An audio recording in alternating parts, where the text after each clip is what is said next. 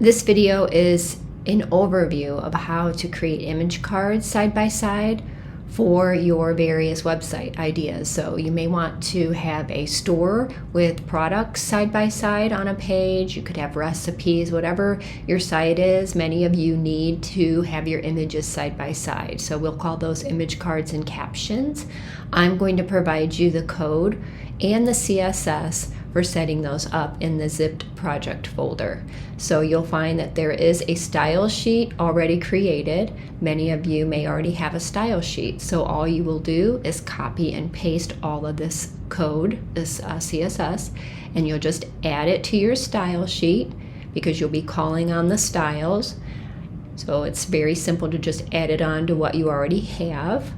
And then I provide you the HTML code. So when we create our images side by side, let me show you what this looks like before I explain it. So here is an option. So I have 3 images side by side. This is the 1/3 option, and you'll see that you have the ability to add captions, product descriptions, whatever you need to do. So this is 2 rows. Here's another card option that you can use. This is just a different CSS styling that you can try to use for your site as well. So that's what that looks like with my images. So for you to use this, you would have to change your image path. But first of all, your best bet is to copy the particular style that you like and paste that onto an existing page you have. I would add it at the bottom so that you can practice with it and not get confused with your other code, or start a new page and practice with it. Don't forget to add the style sheet link to the top. Remember, you do have to make sure you link your style sheet or it doesn't know what styles you're calling on. So this is a section. So that row we just looked at, here's a row. I started that row and I have 3 images in it with 3 image cards. Now I have 1/3 here. I'll show you other options you can work with in a moment, but I had to change my image path.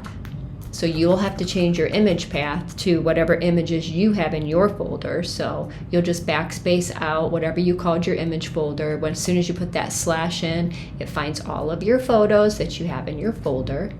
I also had to change the height and width of my folder.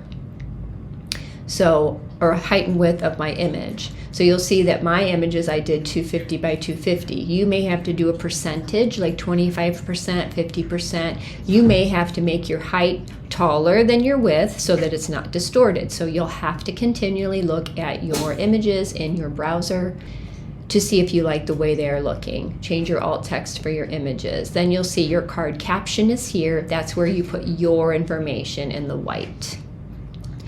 And then you'll see that you have 2 divs. What that means is you're closing out that one card and starting the other one in the row. Same thing, you would change your image, change your sizing as needed, change your caption, div, that's closing out that card. Then you get to the final card in the row and you do the same thing, and then you have 3 divs that close out that row completely. And so some of you may only need 1 row.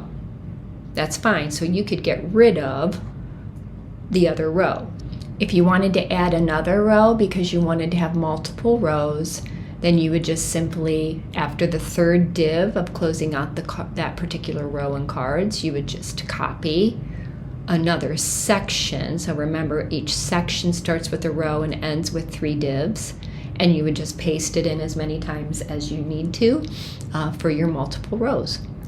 Now you can change it up a little bit. You do have the option of not using 1/3. You could have 2 images side by side, which would be half.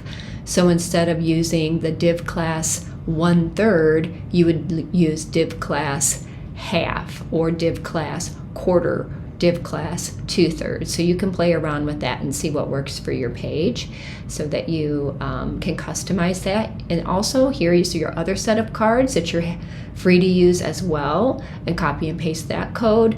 Obviously changing your image pathway, changing your alt text, changing your text, whatever works for you. The key is viewing it in the browser. Some of us are not doing that, and that's very easy to do. You right click and open it in the default browser. That's how you know things are looking the way that you need them to, that your images are populating, your navigation's working.